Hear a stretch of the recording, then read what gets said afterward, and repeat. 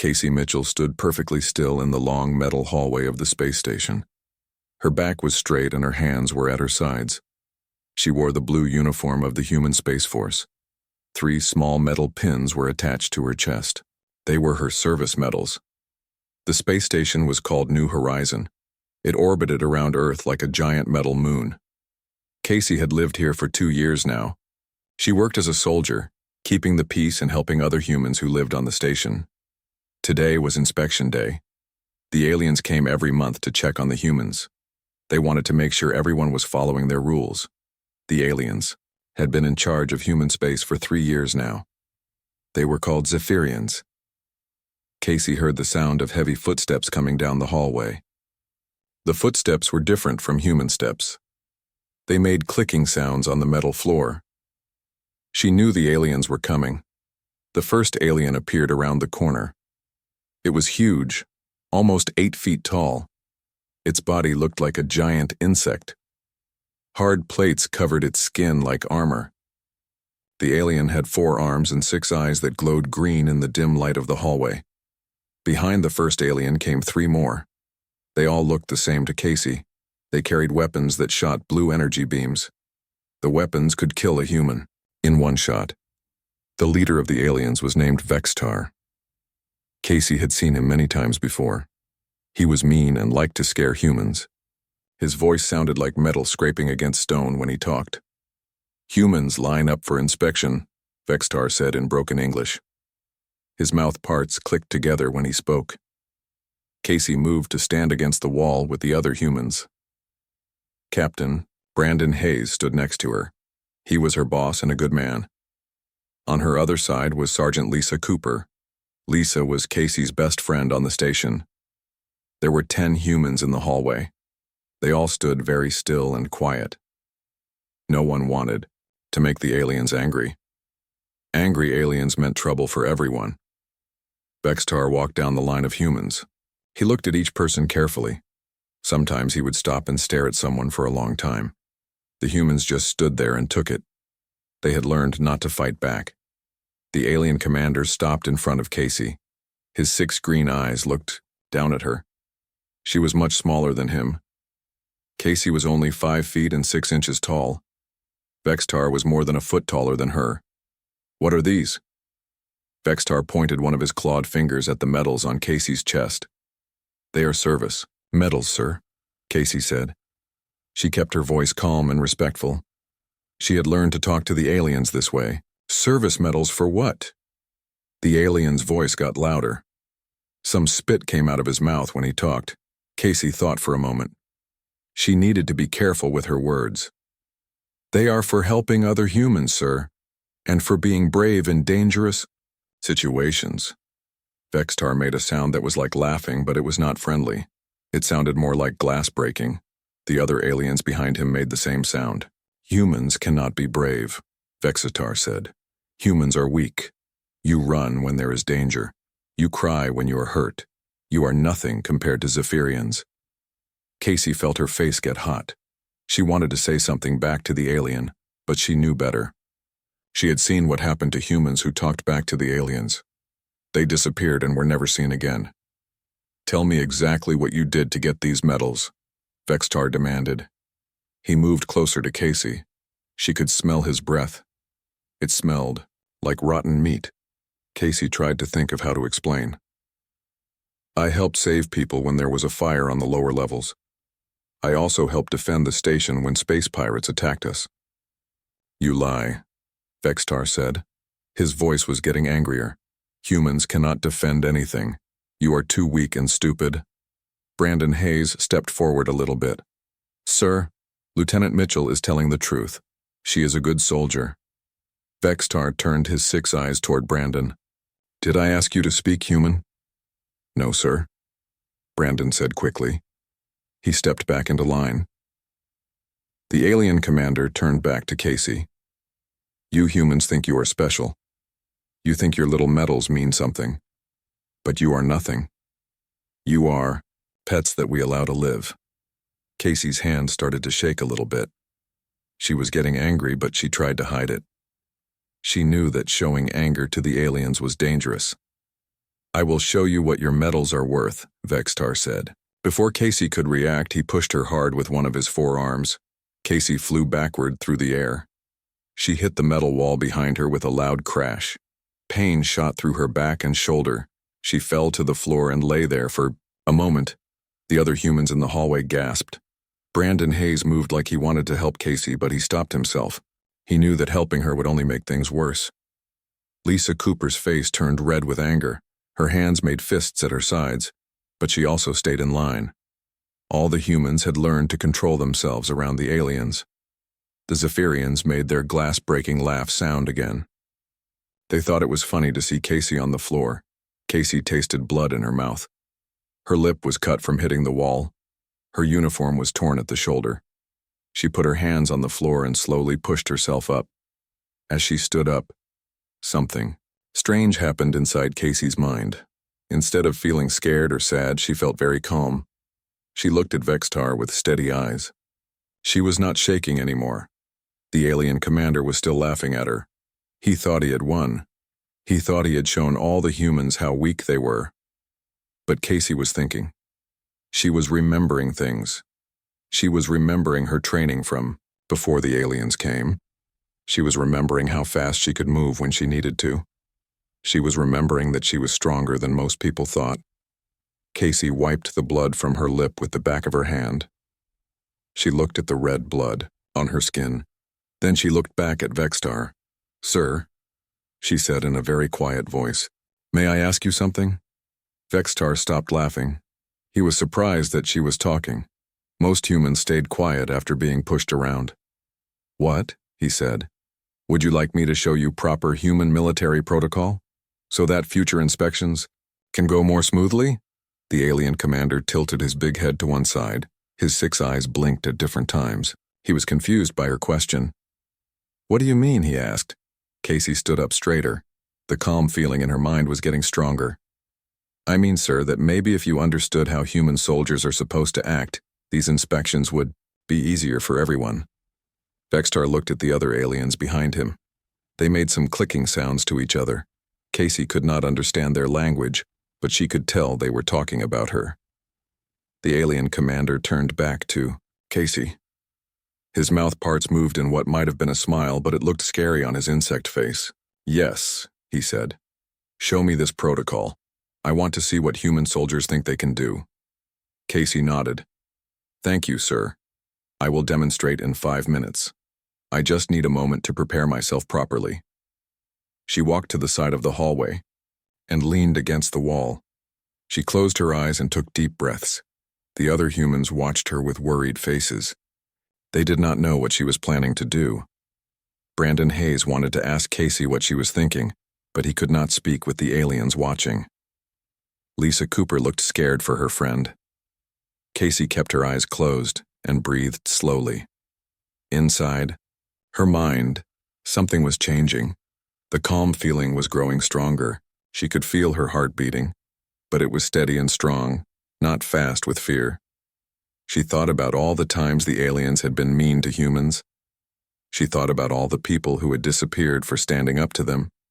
She thought about how tired she was of being afraid all the time. When Casey opened her eyes again, they looked different. They were still the same brown color, but they seemed sharper somehow. Like she could see things more clearly than before. The 5 minutes were almost up. Casey opened her eyes and looked at Vextar. The alien commander was still standing in the middle of the hallway. His 6 green eyes were watching her with interest. He thought she was going to do something funny or stupid. "Time is up, human," Vextar said. "Show me this protocol you spoke about." Casey pushed herself away from the wall. She stood up straight and walked toward the center of the hallway. The other humans watched her with worried faces. They had no idea what she was planning to do. "In human military protocol," Casey said in a clear voice, "soldiers must always be ready to protect each other and innocent people." She took another step toward Vextar. The alien commander did not move. He was much bigger than her and had 4 arms. He was not worried about one small human woman. "We are taught that strength is not about size or weapons," Casey continued. "It is about doing what is right even when it is dangerous." The other aliens behind Vextar made clicking sounds. They thought Casey was just talking to waste time. They expected her to give up soon like all humans did. But something was happening to Casey that no one could see. Her heart was beating stronger. Her muscles felt different, like they were waking up after a long sleep. Her mind was sharper and clearer than it had ever been. The most important rule, Casey said, is that we never let bullies hurt innocent people. She moved so fast that even she was surprised. Casey's body shot forward like a bullet. 1 second she was standing 5 feet away from Vextar. The next second she was right in front of him. Her fist hit the alien commander in the center of his chest. Vextar flew backward and crashed into the wall. The sound was like thunder in the metal hallway. His 6 eyes went wide with shock and pain. Before the other aliens could react, Casey spun around. She grabbed the weapon from the nearest Zephyrian guard. Her hands moved faster than her mind could think. She twisted the weapon away from the alien and threw it down the hallway.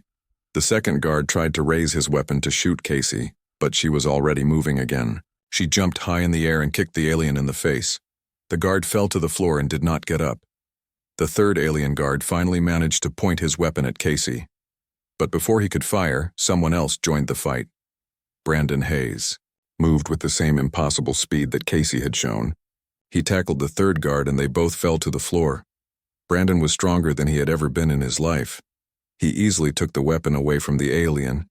Lisa Cooper also felt the change happening inside her body. She ran toward the fourth guard faster than any human should be able to run. The alien tried to shoot her, but she was moving too quickly. The energy beam missed her completely. Lisa jumped and hit the alien guard with both feet. He crashed into the ceiling and then fell, back down to the floor. He lay there making painful clicking sounds. In less than 30 seconds, all 4 aliens were on the floor. The humans stood over them, breathing hard but not tired. They felt like they could run for miles or lift heavy objects without any trouble. Casey walked over to Vexitar. The alien commander was trying to get back up, but he was moving slowly. There was green blood coming from his mouth. "How?" Vextar asked in a weak voice. "Humans are not supposed to be strong. You are weak creatures." Casey knelt down next to the fallen alien. Her brown eyes were bright and alert. She felt more alive than she had in years. "Maybe you were wrong about humans," she said quietly. Dr. Amanda Scott had been hiding around the corner during the fight. She was the chief medical officer on the station. She had a small device in her hands that could measure things about the human body. Amanda looked at the readings on her device and could not believe what she was seeing. The numbers were impossible. Casey's strength levels were 3 times higher than normal. Her speed and reflexes were off the charts. The same thing was happening to Brandon and Lisa. "This is incredible," Amanda whispered to herself. She kept taking measurements as she watched the 3 humans. More humans started to arrive in the hallway. They had heard the sounds of fighting and came to see what was happening. When they saw the aliens on the floor, they were shocked. "How did you do this?" asked Jake Peterson. He was a maintenance worker on the station. "I don't know," Casey said honestly. "I just got really angry and then everything felt different." Lisa Cooper was looking at her own hands like she had never seen them before. "I feel strange," she said, "like I could punch through a metal wall." "We need to contact Admiral Helen Burke," Brandon said. He was thinking clearly despite everything that had just happened. "She needs to know about this." Admiral Burke was the leader of the human refugee fleet. The fleet was made up of ships that had escaped from Earth when the aliens first attacked. They were hiding in the outer parts of space, planning how to fight. "Back against the Zephyrians. Wait," Dr. Scott said as she came around the corner. "Before you contact anyone, I need to understand what just happened here." She showed them her device. "According to these readings, your bodies just did things that should be impossible. Casey, you moved at 40 miles per hour. Brandon, you lifted an alien that weighs 400 pounds like it was nothing." The humans looked at each other with confusion. They did not understand how they had become so strong and fast. "There has to be a scientific explanation," Amanda continued. "The human body doesn't just change like this for no reason." Casey was still looking at Vextar. The alien commander was conscious but badly hurt. His green eyes were full of fear now instead of anger. "You are afraid of us now," Casey said to him. "A few minutes ago you thought we were weak pets. What, changed your mind?" Vextar tried to speak but only made clicking sounds. Green blood was still coming from his mouth. "We need to secure these aliens," Brandon said. "And then we need to figure out what is happening to us." Lisa Cooper walked over to the weapons that were scattered on the floor. When she picked one up, she noticed that it felt very light in her hands. Before the fight, she would have needed both hands to lift an alien weapon. Now she could hold it easily with one hand. "Something is definitely different about us," she said. Dr. Scott was taking readings from all three of them. "Your brain activity has also increased," she told them. "You are thinking faster and processing information more quickly than normal humans." Casey felt like she could understand things that had confused her before. Military tactics that had seemed complicated now made perfect sense.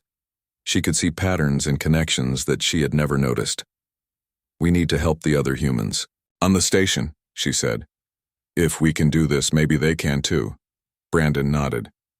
"But first we need to make sure these aliens cannot call for help." He walked over to the alien communication devices and smashed them with his bare hands. The metal crushed easily under his new strength. "Now we contact the Admiral," he said. Casey looked down the hallway toward where other humans were gathering. News of the fight was spreading quickly through the station. People were asking questions and wanting to know what had happened. "This is just the beginning," Casey said quietly. She could feel that more changes were coming. Whatever had happened to make them stronger and faster, it was not finished yet. Dr. Scott continued taking readings from her device. The numbers kept getting more and more unusual. She had never seen anything like this in all her years as a doctor. "We need to document everything," she said. "This could change the war between humans and aliens." Casey nodded. She looked at the aliens on the floor and then at her fellow humans. Everything was different now. The question was, what would happen next? The news of what happened on New Horizons Station spread like fire through human space. Brandon Hayes had sent a coded message to Admiral Helen Burke and the refugee fleet, but the message also reached other human colonies and outposts. On a mining station called Kepler 7, Jake Peterson was having his own problems with aliens. Jake was a big man who had worked in the mines for 15 years. He was the foreman, which meant he was the boss of all the human workers. The Zephyrian overseers on Kepler 7 were angry about something. A shipment of rare metals was late, and they blamed the human workers. 3 alien guards came down into the deep mine tunnels where Jake and his crew were working. "Humans work too slow," said the lead overseer. His name was Clickstar, and he was even meaner than most Zephyrians. "We will punish slow workers."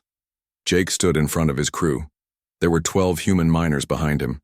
They were all tired and dirty from working in the hot tunnels. "We are working as fast as we can," Jake said. "The equipment is old and keeps breaking down." "No excuses," Clickstar said. He pointed at a young miner named Tim Brooks. "This one will be punished first." Tim was only 19 years old. He had joined the mining crew just 6 months ago. He was scared of the aliens and started backing away. "Leave the boy alone," Jake said. "If you want to punish someone, punish me." Clickstar laughed with that glass-breaking sound that all Zephyrians made. "We will punish both of you." The alien overseer walked toward Tim with his clawed hands reaching out. Tim fell down and crawled backward on the floor. He was too scared to run. Something snapped inside Jake Peterson's mind.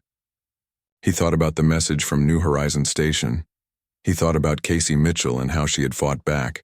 He thought about his young workers who depended on him to keep them safe. Jake felt heat spreading through his whole body. His muscles started to feel different, like they were growing stronger by the second. His mind became sharp and clear. When Clickstar reached for Tim, Jake moved faster than he had ever moved in his life. He grabbed the alien's arm and twisted it away from the young miner. I said, "Leave him alone," Jake said in a voice that was deeper and stronger than before. Clickstar tried to pull his arm free, but Jake's grip was like iron. The alien was surprised. Humans were not supposed to be this strong. "Let go of me, human," Clickstar demanded. Instead of letting go, Jake stood up and lifted the alien off the ground. Clickstar weighed almost 300 pounds, but Jake held him up with one hand like he was a small child. The other alien guards raised their weapons, but Jake was ready for them. He threw Clickstar at the first guard. Both aliens crashed into the tunnel wall and fell down in a heap.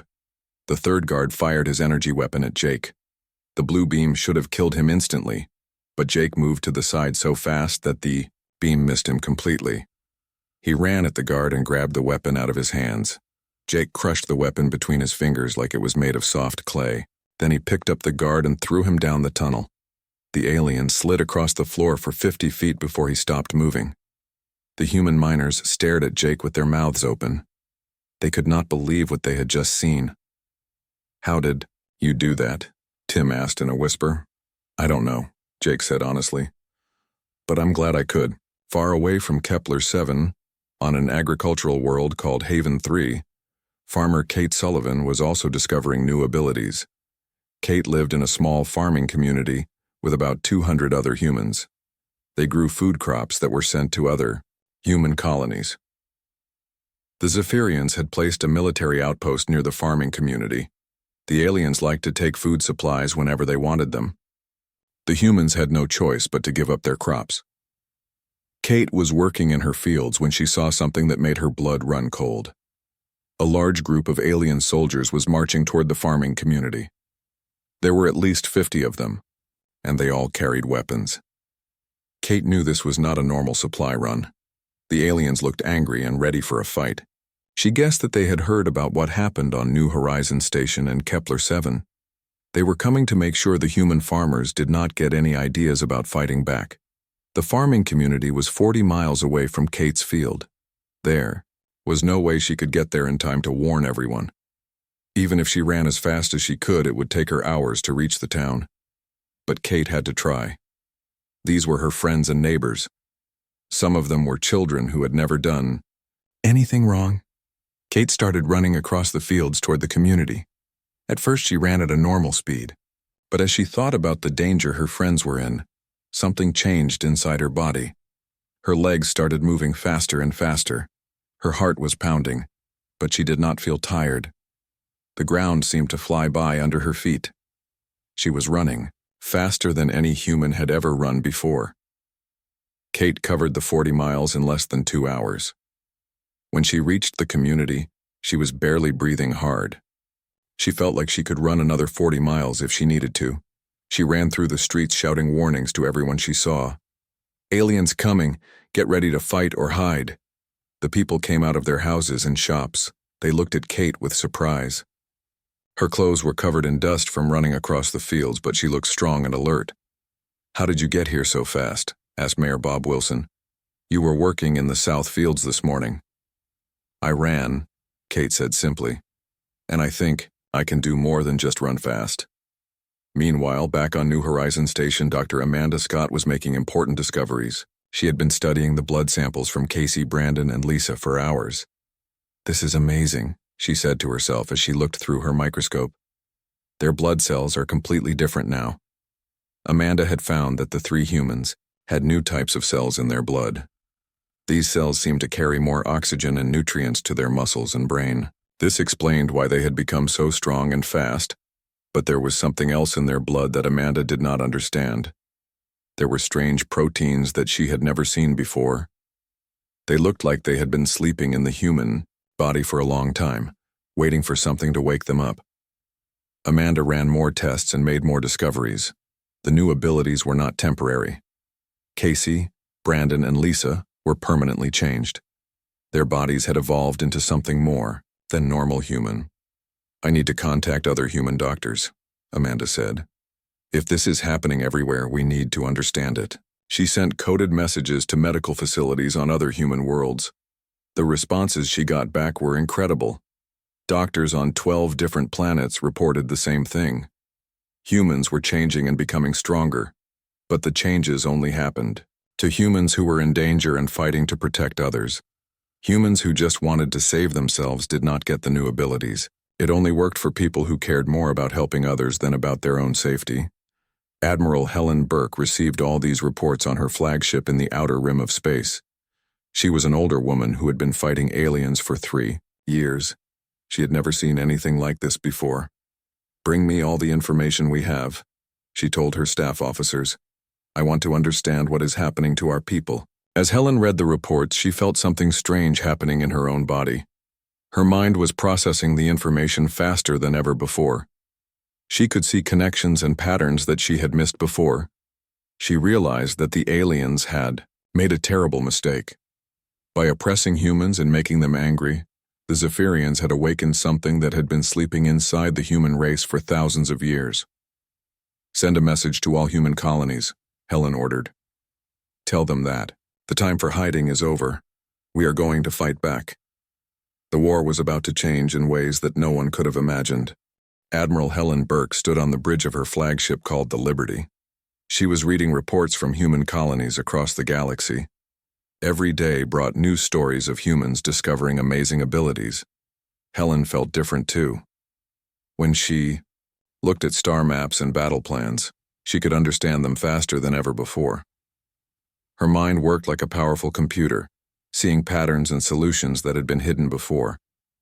"Admiral," said Commander Rick Stone, her second in command, "we are receiving a coded message from New Horizon Station." "Put it on the main screen," Helen ordered. Casey Mitchell appeared on the screen. She was still wearing her torn uniform from the fight with the aliens. Behind her stood Brandon Hayes and Lisa Cooper. "Admiral Burke," Casey said, "we need to talk. Something big is happening to humans everywhere." "I know," Helen replied. "I have been reading the reports. How are you feeling, Lieutenant?" "Stronger than I have ever felt in my life," Casey said honestly. "But it is more than just being strong. I can think faster and see things more clearly. It is like someone turned on lights in a dark room." Helen nodded. She understood exactly what Casey meant. "We need to meet in person. Can you travel to the Outer Rim?" "Yes, Admiral.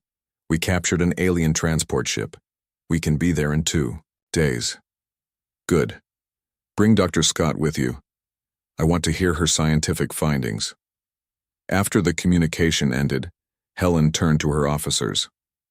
"Send messages to all human fleet commanders. Tell them to prepare for a major operation."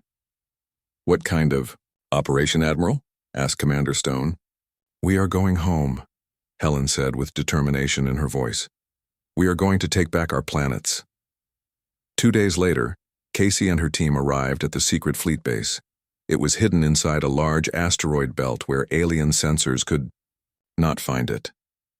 The human refugee fleet had grown to over 300 ships of all sizes. Casey, Brandon, Lisa, and Dr. Amanda Scott took a shuttle to the Liberty. When they met Admiral Burke in person, they could see that she had changed too. The Admiral moved with the same quick grace that they had developed. Her eyes were sharp and alert. "Welcome aboard," Helen said. "I want to hear everything that happened on New Horizon Station." They sat in the Admiral's private meeting room. Dr. Scott brought out her testing equipment and showed Helen all the data she had collected. "The changes are permanent," Amanda explained. "The enhanced humans have new types of cells in their blood. These cells make their muscles stronger and their minds faster." "But why is this happening now?" Helen asked. "Humans have lived for thousands of years without these abilities." "I think they were always there," Amanda said. "Hidden in our genetic code, waiting for the right trigger. The alien oppression seems to have awakened something that was sleeping." Casey leaned forward in her chair. "Dr. Scott told us that the abilities only come to people who are trying to protect others. People who only care about themselves do not change." Helen thought about this. "That makes sense. In my experience, the best soldiers are the ones who fight for their comrades, not for themselves." Brandon spoke up. "Admiral, we need to coordinate with all the enhanced humans.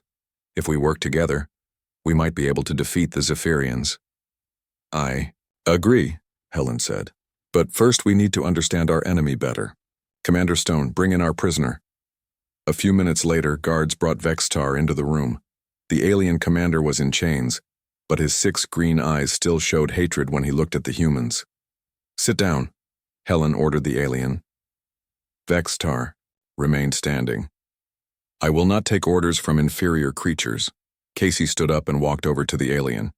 Even though she was much smaller than him, Vextar took a step backward. You thought we were inferior when you pushed me, Casey said calmly. How did that work out for you? The alien's mandibles clicked nervously. He sat down in the chair. Helen looked directly at Vextar. We want information about your military forces. How many ships do you have? Where are your main bases? I will tell you nothing, Vextar said. Then let me tell you something, Helen said. Your people made a big mistake when you decided to oppress humans. You woke up abilities that even we did not know we had. Vextar's eyes showed something that might have been fear. You do not understand what you are doing. There are things in this galaxy much worse than the Zephyrian Empire. What do you mean? Dr. Scott asked. The alien was quiet for a long moment. Then he spoke in a voice that was almost a whisper. We did not come to your worlds because we wanted to conquer them. We came because we were running away from something else. Running away from what? Helen demanded. The Great Silence, Vextar said. It destroys any species that becomes too powerful. We thought that if we kept you weak and primitive, you would be safe from its attention. Casey felt a chill run down her spine. You mean there is something out there that hunts advanced civilizations? Yes, Vextar said. The Great Silence has destroyed dozens of species over the last 1,000 years. Any race that develops beyond a certain point simply disappears. Helen and her officers looked at each other with concern. This was not what they had expected to hear. If that is true, Brandon said, then why did you not just tell us? Why did you treat us like slaves? Vextar's head drooped. Because we were afraid. We thought that if we controlled you completely, we could keep both our species safe. But we were wrong. Dr. Scott leaned forward. What exactly is this Great Silence? Is it a weapon? Another alien race? No one knows, Vextar replied. It leaves no traces. Advanced civilizations just stop communicating with the rest of the galaxy. Their planets become empty. No bodies, no ruins, no clues about what happened to them. Admiral Burke stood up and walked to the window. She looked out at the stars and thought about what the alien had told them. If this Great Silence is real, she said, then our new abilities might have attracted its attention. It is too late to worry about that now, Casey said. The changes have already happened. We cannot go back to being weak. Casey is right, Lisa said. Besides, maybe being stronger is exactly what we need to survive whatever is coming. Helen turned back to face the group. We need more information. Vextar, tell us everything you know about the Great Silence. The alien commander began to speak. He told them about ancient records that described the disappearance of advanced civilizations. He told them about Zephyrian legends that spoke of a darkness that consumed the light of knowledge and progress. As Vextar talked, the humans realized that their war with the Zephyrians was just the beginning. Something much more dangerous was waiting in the dark spaces between the stars. But the humans were not the same weak creatures that the aliens had conquered 3 years ago. They had awakened abilities that even they did not fully understand. They had become something new, something that might be able to fight back against the darkness. Send messages to all enhanced humans, Helen ordered her officers. Tell them to prepare for war, not just against the Zephyrians, but against whatever is coming for us. Casey looked out the window at the stars. Somewhere out there, an ancient enemy was probably already watching them, but she was not afraid. For the first time in 3 years, humanity had a chance to fight back. The real war was about to begin. 6 months had passed since Casey Mitchell was pushed by Vextar in that hallway on New Horizon Station. Now she stood in the same corridor, but everything was different. Casey wore the uniform of a general now. The torn blue fabric had been replaced with crisp new clothes that showed her high rank. The 3 small medals on her chest had grown to 12, each one representing a battle won against the Zephyrians. The war between humans and aliens was over. After humans across the galaxy discovered their new abilities, the fighting had lasted only 3 months. The Zephyrian Empire could not stand against enemies who could dodge energy beams and crush their weapons with bare hands. But Casey knew the peace would not last long. Reports were coming in from the outer edges of human space. Ships were going missing. Entire colonies were going silent without any distress calls. The Great Silence had noticed humanity. "General Mitchell," said Captain Ellen Brooks, who had once been a teacher before the war. "Admiral Burke wants to see you on the bridge." Casey walked through the corridors of New Horizon Station. The place looked much different now. Human workers moved with confidence instead of fear. They no longer kept their heads down when they walked. But there were also Zephyrian workers now. After the war ended, many aliens had asked to stay and work alongside humans. They said they preferred human leadership to the harsh rule of their own empire. Casey found Admiral Burke standing in front of a large star map. The Admiral looked older than she had 6 months ago. The weight of command was heavy on her shoulders. "Helen," Casey said. They had become close friends during the war and no longer used formal titles in private. "Casey, we have a problem," Admiral Burke said. "Look at this." The star map showed the locations of human colonies and outposts. Red marks indicated places that had gone silent in the past month. There were dozens of them. "It is starting," Casey said quietly. "Yes. The Great Silence is moving toward our core worlds. We estimate it will reach Earth in less than a year." Casey studied the pattern of disappearances. "There is something strange about this. The missing colonies are not random. They are the ones with the most enhanced humans." Admiral Burke nodded. "Dr. Scott thinks that our new abilities are like a beacon. The stronger we become, the more we attract its attention." "Where is Amanda now?" Casey asked. "She is in her lab with some Zephyrian scientists. They are trying to understand what we are dealing with." Casey and Helen walked to Dr. Scott's laboratory. Inside, they found Amanda working with 3 Zephyrian researchers.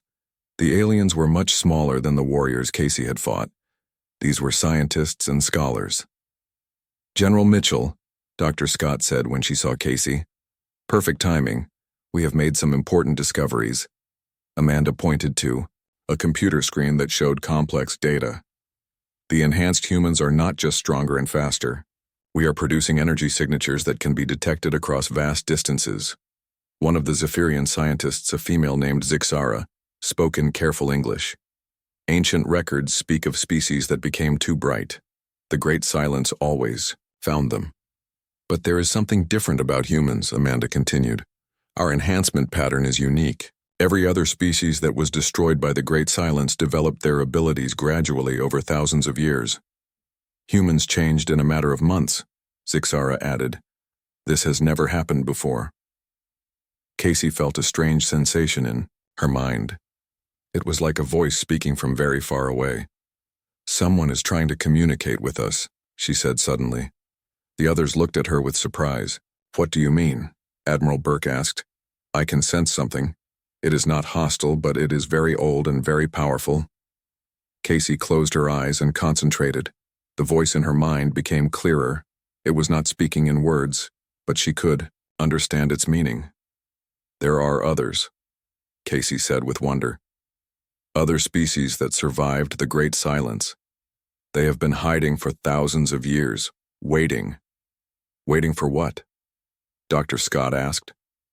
Casey opened her eyes. They were glowing, with a soft golden light, waiting for a species that could change fast enough to fight back, waiting for us. Admiral Burke grabbed Casey's arm. "What are they telling you?" "The Great Silence is not a natural force," Casey said. "It is a machine civilization that destroys organic life. But it has a weakness. It cannot adapt quickly to unexpected changes. And humans change faster than any species in galactic history," Amanda said with understanding. "Exactly. The other survivors want to help us. They have weapons and knowledge that have been hidden for millennia." Suddenly, alarms began ringing throughout the station. A communications officer ran into the laboratory. "General Mitchell, Admiral Burke," he said breathlessly.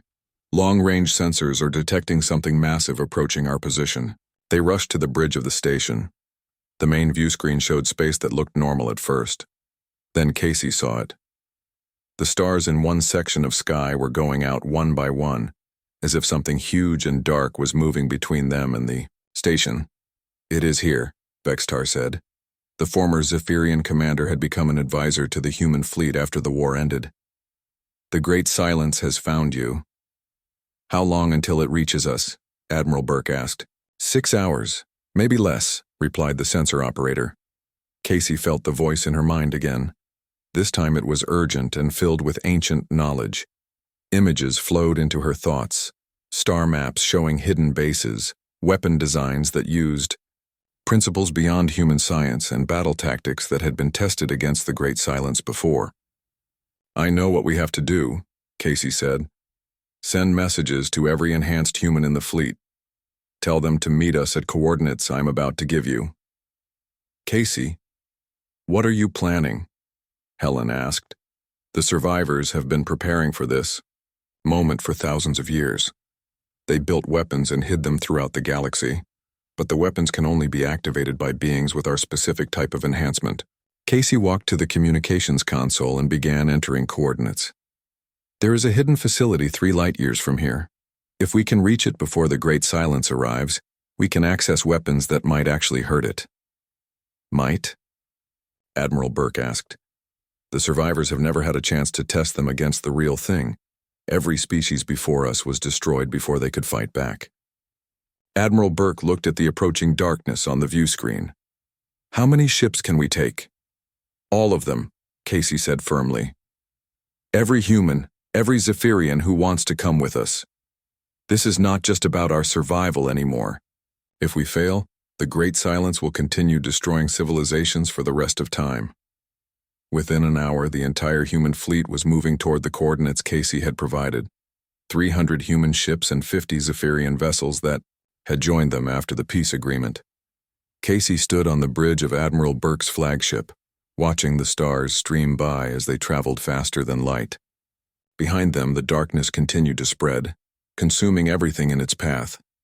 "Do you really think we can win?" Helen asked quietly. Casey thought about the moment 6 months ago when Vextar had pushed her to the ground. That single act of cruelty had awakened something in humanity that had been sleeping for millions of years. Now that awakening might be the key to saving not just humans, but all organic life in the galaxy. "I think we are about to find out what humans are really capable of," Casey said. The fleet raced toward the hidden weapons cache while behind them the Great Silence grew larger and darker. The final battle for the future of all life was about to begin. Casey looked at her reflection in the view screen window. Her eyes still held that golden glow, and she could feel power flowing through her body like electricity. Whatever happened next, humanity would face it as they had faced every challenge throughout history. They would face it together, and they would never give up. The real test was just beginning.